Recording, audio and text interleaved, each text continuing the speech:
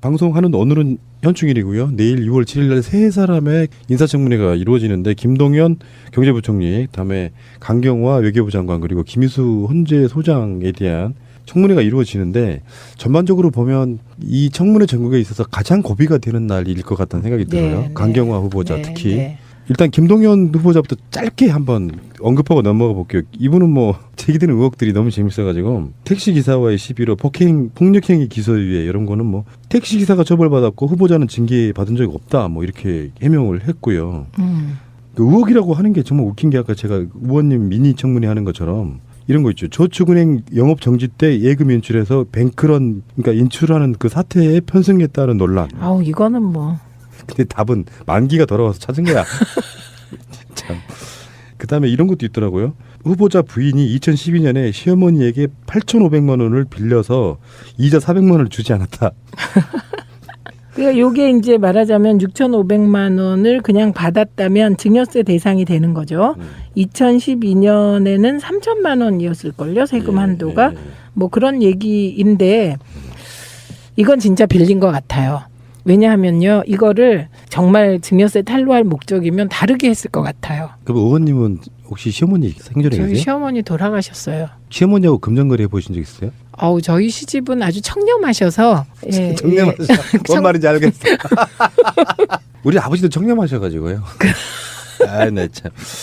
이런 경우는 좀 애매하긴 해요. 사실은 뭐 증여세라는 게 물론 당연히 내야 되는 거지만 예를 들어 할머니들 이렇게요. 호주머니 안쪽에서 푼푼히 모아두신 돈 같은 거 이렇게 주시면 다 증여세 대상이 될 수도 있는 부분 좀 이거 애매모호한 측면이 없잖아 있고. 이분은 그치, 뭐. 지금 이자도 드렸다고 하시고요. 어쩌면 이런 거 있잖아요. 시어머니가 자기 아들하고 사는 며느리한테 그 뭐 전세 자금이나 뭐 집 사는데 자금을 빌려주고 이자를 받아가는 것도 한국식 정서에는 사실 안 맞지 않습니까? 근데 이자라기보다 제 생각은요. 생활비나 이런 쪽으로 드린다는 개념이었을 거예요. 근데 그게 객관적으로 냉정하게 봤을 때 이자인 거죠.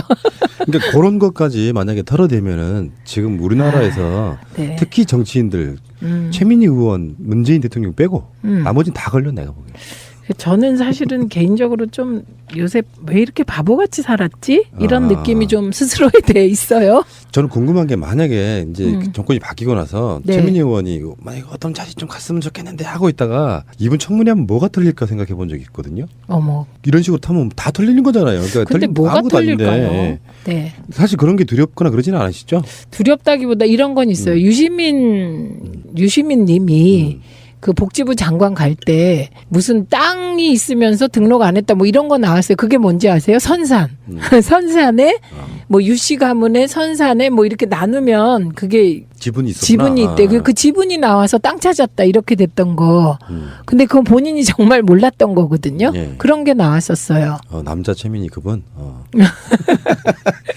그런데 그리고 뭐 이번에 이낙연 총리께서 정말 당황한 게 그 배우자가 했던 이런 위장전입이나 이런 거 모를 것 같아요. 왜냐하면 본인이 직접 뭐 맨날 주민등록 띄고 이런 게 아니잖아요. 그렇죠. 국회의원은 본인이 띄지 않잖아요. 그래서 진짜 모르셨던 것 같아요. 그 몰랐던 게 뭐가 나올까? 그래서 저는 만약에 우리 남편이 은닉 재산이 100억쯤 된다. 그럼 미련 없이 100억을 택하겠어요? 그렇지. 그건 왜 해, 장관? 그렇죠. 왜 해요? 그냥 즐기고 살아야죠. 즐기고 팟캐스트 크게 막 하나 차리고 막 이렇게. 그래야 순위 안 올라가요. 중요한 건 간절함이 있어야 순위가 올라가요. 전 그렇게 봅니다. 아, 네. 사실상 팟캐스트 1위는 우리거든요. 네. 나머지는 다 지상파고. 네. 자, 문제는 강경화 후보자인데 지금 전반적인 큰 틀에서 보면요. 우리들은 뭐 우리 편이니까 솔직히 말씀드릴게요. 뭐 우리는 정치인 마인드는 없어요. 강경화 후보자 크게 문제 안 돼 보이거든요. 제 입장은 그래요. 네. 제기되는 의혹들이라는 게 사실 뭐 속칭 표현하면 약간 짜잘하다고나 할까? 결정적인 하자는 없어 보이는데 정우택 같은 사람들은 결정적인 하자가 있는 것처럼 이야기하고 있어요. 그러니까 김상주 후보자에 대해서도 그렇게 지켜봐 와서 청문회를 딱 까보니 오히려 반전이었는데 아무리 해명해봐야 의혹 해소가 안 된 걸로 이야기를 해버리잖아요. 근데 우리가 그동안까지의 강경화 내정자에 대해선 제가 지난 방송에서 거의 다 방어가 돼요. 근데 추가로 된 부분은 제가 내용을 정확히 파악을 해봐야 되겠다라고 생각한 게 콘도 분양받은 거 있잖아요. 예, 근데 그게 증여세 문제는 아닌 것 같아요. 근데 이걸 곧 파셨더라고요. 그게 시세 차익이 있었나를 제가 몰라서. 이 부분. 그다음에 그 건강보험료는 오히려 저는 이 얘기 들으면서 우리 건강보험료가 되게 허술한가 보다. 예, 국적을 잃는 순간 사실은 자동 삭제돼야 되지 않습니까? 이 부분은. 맞습니다. 그런데 이게 건강보험 저도 지금 내 건강보험이 남편에게 있나? 뭐 이렇게 제가 생각을 하는데 그러니까 한번 등록을 하면 본인은 모를 수 있어요. 그리고 이중 국적이다가 내가 한국 국적을 선택하지 않을 경우 나머지는 자동으로 국가에서 해주겠지 이럴 수 있는 거고. 제외 교포분들 중에 한국에 들어와서 건강보험 혜택 받으시는 분들 굉장히 많거든요. 그러니까 이런 부분은 좀 제도를 빨리 바꿔서 일단 국적이 없어지면 건강보험에서 자동 이렇게 탈락하도록 해야 막을 수 있는 일 같아요. 그래서 그냥 괜찮나 보다 이렇게 생각하고 편의적으로 생각할 수 있었던 사안이라 저는 이 건강보험은 뭐 해명을 충분히 할 수 있을 것 같고 그다음에 요 앞부분은 그 콘도를 파셨는데 혹시 수익 차액이 얼마나 났나 요거에 따라 좀 이제 방어할 게 있겠죠. 그런데 이 부분은 박지원 대표가 정리를 잘하셨어요. 아주 잘하셨어요. 강경화 그 내정자도 빨리 그 임용돼야 되고 이게 뭐 그렇게 말씀하셨잖아요. 이분이 되는 건 여성이 된다는 거, 비외무고시 출신이 된다는 거, 유엔의 3명의 사무총장이 픽업해서 열심히 일하다가 다시 국내로 돌아와서 봉사한다는 거. 요 3가지가 너무 중요하기 때문에 강경화 후보자 설사 요런저런 뭐 흠결이 있어도 임용하고 가자 이렇게 말씀하셨잖아요. 그래서 제가 박지원 대표님이 저에게 초민이라는 별명을 지어줬을 때 잠깐 박지원 그 전 대표로 한번 이야기를 화제로 옮겨보면 네.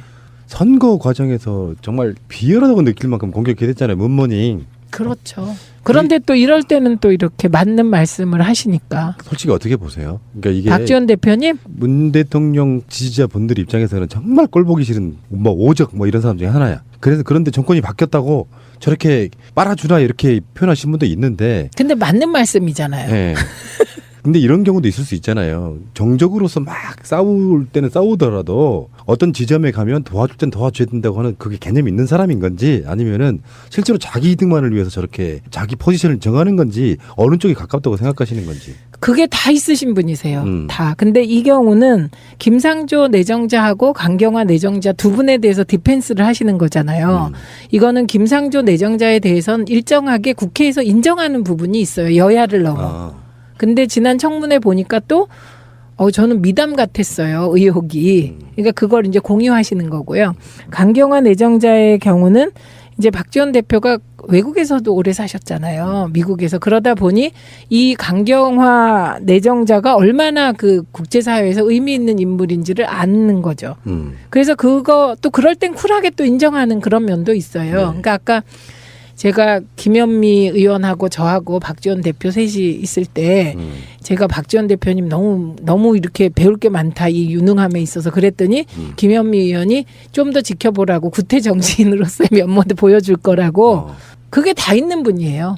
근데 이제 전쟁이죠. 대선은 그 전쟁 시기에 우리에게 뭐 독화살도 날리시고 뭐 단도도 날리시고 뭐 그래서 앞에서 문재인 그 우리 후보 시절에 문재인 대통령 앞에서 많은 분이 단도를 대신 맞고 피를 흘리고 뭐 그건 싸움이니까요. 생각해 보니까 우리 민정당 할 때 네. 전화 연결했는데 이거 인터뷰하고 전화 끊었던 그 민망했던 기억이. 네네. 그래갖고 화내셔서 제가 다음에 말씀드렸어요. 죄송하다고. 근데 그게 컨셉이어서 어쩔 수 없었던 거잖아요. 그렇죠. 즉석에서 전화를 걸어가지고 한번. 네네. 근데 거기에서 제가 잘못한 것도 있어요. 걸자마자 지금 팟캐스트 녹음 중입니다를 먼저 얘기했으면 그렇게 안 하셨을 수도 있겠다 싶었어요. 관례적으로 관행적으로 뭔가를 해오던 시점 또는 뭐 법률적으로 제재를 받지 않던 시점 관행 이런 것들은 드러나면 왜 투기라고 하는 것도 사실 반복성이거든요. 네. 여러 차례 막 했다는 거 투기지. 솔직히 우리 어머니 이야기를 잠깐 짧게 거론하면 이런 이야기 하시거든요. 10년 주기로 하시는 말씀이세요. 한 20년 전에 어디 그 땅 좀 사둘 걸. 그때 사시지. 그리고 나서 또 10년 지나고 나서 또 다른 데 이야기하시면서 땅 좀 사줄 걸 하는 게 보통 사람들의 심리고 그래서 차익을 좀 남기고 팔았다. 그걸 투기라고 보긴 좀 어렵지 않습니까? 근데 이제 공직자는 이제 보다 청렴한 기준을 요구하니까 그렇죠. 예. 푸나님한테 어머니가 만약에 그렇게 해서 강남 땅 부자가 됐어도 푸나님이 그 예를 들면 국토교통부 장관 한다고 안 나서면 아무 문제도 안 돼요. 저는 가끔씩 꿈꾸는 게 하나 있습니다. 네. 제1교포인데 저의 굉장히 가까운 친척이셨는데 집안 사람들이 잊고 살다가 이분이 돌아가시면서 내 손잡벌 되는 놈 중에 어떤 놈이 대한민국 민주주의를 위해서 싸웠다. 그놈한테 내 모든 재산을 물려준다. 뭐 이런 식으로 해가지고 갑자기 영화처럼. 그게 소공녀, 소공자, 그다음에 키다리 아저씨 뭐 이런 거예요. 저도 그런 거 20살까지 꿈꿨어요. 저는 아직도 꿈꿔요. 그러니까 그게 감옥에 가서 두들겨 맞으면 그게 없어져요. 자, 강경화 후보자는 사실 방송 나가는 오늘이고 녹음하는 그 다음 날인데 사실 예측을 못 하겠는 게요. 지금 특히 이태규 같은 국민의당 의원이 굉장히 많은 걸 들고 있는데 제가 이렇게 리스트를 쭉 보니까 이 중에 해명될 만한 것도 있고 안 된 것도 있는데 그건 아마 청문회 가고 난 뒤에 한번 우리가 다시 한번 봐야 될 것 같아요. 네, 네. 어느 정도를 뭘 어떻게 들고 나올지 모르겠고 김상조 청문회처럼 정말 반전이 많이 있을지 아니면 더 심한 게 나올지 잘 모르겠다. 그게 어쨌든 김상조 내정자의 경우는 우리가 그 사람을 잘 알잖아요. 저는 얘기했잖아요. 밥 한 끼 얻어먹어 본 적이 없네 그분한테. 그럴 정도로 그 돈 쓰는 걸 잘 모르시는 것 같아요. 구두쇠신가요? 구두쇠가 아니라 일을 하다 보면 사실 돈이 제가요 이런 생각을 했어요. 옛날에 말지에서 임금 협상을 할 때 김태용 선배랑 돌아가신 우리가 뭘 주장했냐면 휴가 때 돈을 많이 줘야 된다고. 휴가 때는. 왜냐하면 휴가 때는 돈 쓸 일이 많고 그 휴가 아닌 때는 차라리 월급 개념은 없는데 휴가비 많이 달라고 맨날 그랬어요. 일 열심히 하면 돈 쓸 일이 없어요. 예. 김희수 헌재 소장에 대한 그 이야기를 잠깐만 해보면요. 뭐 재밌는 걸 하나를 발견한 게 5.18 판결에 관련해 갖고 자유한국당이 반대를 하는데 그건 너무 이상한 네. 거죠. 그러니까 문재인 대통령이 헌법 정신에 5.18을 넣겠다고 하는데 그 정신과 김희수 재판관이 5.18 관련한 분들에게 사형 선고한 거나 이런 거는 서로가 맞지 않아서 반대한다. 이게 그게 말이에요. 좀 막걸리 같아요. 더군다나 그게 이제 군대에 있을 때 군 재판관이었을 때 네. 그것도 26살 때 네. 그 선고를 사실 본인이 한 게 아니지 않습니까? 그 저는요 이 부분에 대해서는 네. 제가 어느 토론회에 나가서도 확신을 가지고 얘기해요. 두 가지를. 하나는 그 80년 전두환 군부 정권 상황에 정말 그 법원엔 죄송하지만 판사들의 괴로움을 이해해야 된다는 거예요. 그때는요 우리 학생운동 사범에 대해서는요 얄짤 없었어요. 청와대 등지에서 관계기관 대책회의인가 뭐 어디서 내려오면 그대로 그 판결 다 그냥 두들기기만 한 거잖아요. 그러니까 지금의 시점에서 과거를 예단하면 안 되고요. 재단하면. 그다음에 또 하나는 제가 2012년에 청문회 할 때 이걸 문제 제기한 장본인입니다. 그때 문제 제기했고요. 그다음에 이분이 전두환 님으로부터 포상도 3개나 받아서 그 당시에 그 시기에 전두환 군부로부터 받아서 그것도 문제 제기했어요. 뭘 그렇게 열심히 하셨냐.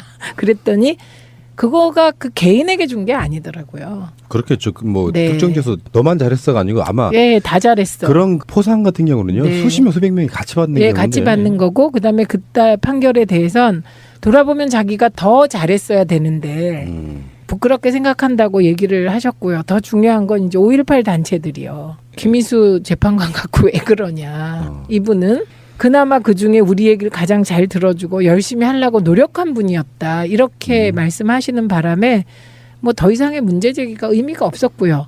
그리고 자유한국당이 올라가다 보면 민주정의당이잖아요. 민주정의당이 전두환 그 전 대통령이 만든 당인데 그 당에서 5.18을 가지고 김희수 재판관을 흔드는 예. 것은 전 있을 수 없는 일 같아요. 총기 난사 같은 느낌이잖아요. 네. 막 난사하는 네, 그런 이거는 느낌. 동의해요, 제가. 네. 이 말도 동의해요. 그렇죠. 예. 특정이 없어. 지들이 네. 부끄러운지 아닌지도 몰라. 그냥 막 쏴대는 그런 느낌이고. 예, 좀 따발총 같은. 예. 예. 근데 지금 사실은 그들이 반대하고 싶었던 건 아마 통합진보당 해산이나 전교조 법외노조 합헌 결정 같은 경우를 반대하고 싶은 게 사실이잖아요. 그것 때문에 지금 하나 더 꼬투리 잡고 넘어지는 거 아니겠습니까? 그렇긴 하죠. 이념 성향이 다르니까. 그러니까 이게 자유한국당의 코드에 너무 안 맞는 분이신 거죠. 예, 그렇다고 김희수 재판관이 민주당 코드에 맞느냐. 이분은 진짜 법관이세요. 네. 실제로 법관은 그래야 되는 거지 않습니까? 네. 그런 부분에 있어갖고 자유한국당류의 저는 일종의 피의식 같은 거라고 보는데 그런 분들 그 자리에 올라가면 이쪽 편 들어주지 않아요. 그런 사람들이 있어야 되는 거잖아요. 이것저것 눈치 보면서 그 자리에 올라가서 그렇게 하라고 그 자리에 올려준 게 아닌데 네. 그 모델 샘플을 보여주신 분이라고 생각이 들고요. 네. 그런 분들이 오히려 이쪽 진영에 불리한 판결을 내릴 수도 있습니다. 어떤 상황이 되면은. 그쵸. 법과 네. 원칙에 따라 하실 분이고요. 저는 이분이 세월호 우리 탄핵 심판 때 굉장히 인상적인 부분이 다른 이유가 아니라 대통령이 이 커다란 사고가 터졌고 나중에 사건화되는 이런 일이 터졌을 때 궁금해서라도 걱정돼서라도 나가야 되는 거 아니냐 그 말하는 장면이 있으세요. 그거 정말 너무 공감 가죠. 불이 나도 뛰쳐나가는 게 사람인데요. 참. 그리고 이제 김상조 공정거래위원장 같은 경우는 사실 정치권에서 뭐 새누리당 쪽에서도 개인적으로 미안했다 이런 보도도 나오고 있고, 그리고 실제 그 정운찬 전 총리 이런 분들 포함해가지고 약 500명 정도가 김상조 공정거래위원장에 적격하다고 성명까지 발표했어. 네, 그럴 만한 분이세요. 네. 이런 분들은 어차피 국회 동의가 필요한 건 아니잖아요. 요식행위로 지금 보고서만 채택하고 안 하고의 문제일 수 있죠. 보고서를 채택해주면 대통령의 정치적 부담이 주는 거고요. 보고서를 채택 안 해주면 대통령이 조금 부담을 갖고 임명을 해야 되는데, 저는 그냥 문재인 대통령께 건의드립니다. 부담이 좀 되더라도 김상조 내정자는 임명하시기 바랍니다. 이게 국민의 뜻입니다. 갑자기 깔끔 이런 단어가. 클리어.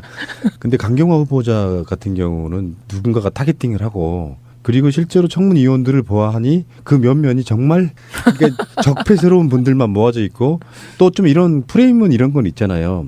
이분은 이제 위안부 문제에 굉장히 적극적일 수밖에 없는 네. 태생적인 게 네. 있고, 네. 오히려 친일파 정당에 가까운 사람들이 끌어내리려고 한다는 뭐 이런 식의 그런 프레임 어떻게 보십니까? 뭐 그런 프레임은 작동할 거고요. 그리고 추미애 대표가 김상조 내정자에 대해서도 혹시 뒤에서 재벌 등 경제 쪽에서 김상조를 끌어내리려고 한다면 손대라 그렇게 얘기를 했잖아요. 재벌 개혁의 상징인 김상조 때리기 뒤에는 개혁을 두려워하는 재벌들이 있다라고 하는 믿기 어려운 이야기조차 나돌고 있습니다. 사실이라면 재벌 대기업들은 김상조 때리기에서 손을 뗄 것을 강력히 경고합니다. 야권 역시 국민이 공감하기 어려운 김상조 때리기를 중단해 주시고 정책 역량과 자질이 검증된지 여부를 판단해 줄 것을 거듭 당부드립니다. 이번에 그 민주당 청문위원도 장난 아니에요. 추미애 문희상. 이거 완전히 임전무태의 자세 같고요. 저는 이게 여당의 모습이라고 생각합니다. 그 외통이죠, 그분들이 네, 다. 네. 그렇구나. 하긴 거기 좀 거물급들이 들어가는 자리잖아요. 예전에 국방, 지금은 외통. 그렇죠. 뭐 그런데 강경화 내정자가 어떻게 보면 운이 좋은 측면이 있는 거죠. 거기에 추미애 대표 막 이런 분이 그 시기에 있다는 거. 딱 하루 하는 건가요, 그분들도? 예, 청문회 하루입니다. 국무총리만 이틀이에요. 잘 견디시고요, 강경화 후보자님. 저는 네. 그 최초의 여성 후보라서가 아니라 그분이 갖고 있는 그 나름의 기계 이런 것들이 험한해 보이는 어떤 의혹들로 좀 낙마하지 않기를 간절히 바랍니다. 네. 방송하는 오늘은 현충일이고요. 내일 6월 7일 날 세 사람의 인사청문회가 이루어지는데, 김동연 경제부총리, 다음에 강경화 외교부 장관, 그리고 김희수 헌재 소장에 대한 청문회가 이루어지는데, 전반적으로 보면 이 청문회 전국에 있어서 가장 고비가 되는 날일 것 같다는 생각이 들어요. 네, 강경화 후보자 네, 특히. 네. 일단 김동연 후보자부터 짧게 한번 언급하고 넘어가 볼게요. 이분은 뭐 제기되는 의혹들이 너무 재밌어가지고, 택시 기사와의 시비로 폭력행위 기소유예 이런 거는 뭐 택시 기사가 처벌받았고 후보자는 징계 받은 적이 없다 뭐 이렇게 해명을 했고요. 그 의혹이라고 하는 게 정말 웃긴 게, 아까 제가 의원님 미니 청문회 하는 것처럼 이런 거 있죠. 저축은행 영업 정지 때 예금 인출해서 뱅크런, 그러니까 인출하는 그 사태에 편승했다는 논란. 아우, 이거는 뭐. 근데 답은 만기가 돌아와서 찾은 거야. 참. 그다음에 이런 것도 있더라고요. 후보자 부인이 2012년에 시어머니에게 8,500만 원을 빌려서 이자 400만 원을 주지 않았다. 우리 편이니까 솔직히 말씀드릴게요. 뭐 우리는 정치인 마인드는 없어요. 강경화 후보자 크게 문제가 안 돼 보이거든요. 제 입장은 그래요. 네. 제기되는 의혹들이라는 게 사실 뭐 속칭 표현하면 약간 짜잘하다고나 할까? 결정적인 하자는 없어 보이는데, 정우택 같은 사람들은 결정적인 하자가 있는 것처럼 이야기하고 있어요. 그러니까 김상조 후보자에 대해서도 그렇게 지켜봐 와서 청문회를 딱 까보니 오히려 반전이었는데, 아무리 해명해봐야 의혹 해소가 안 된 걸로 이야기를 해버리잖아요.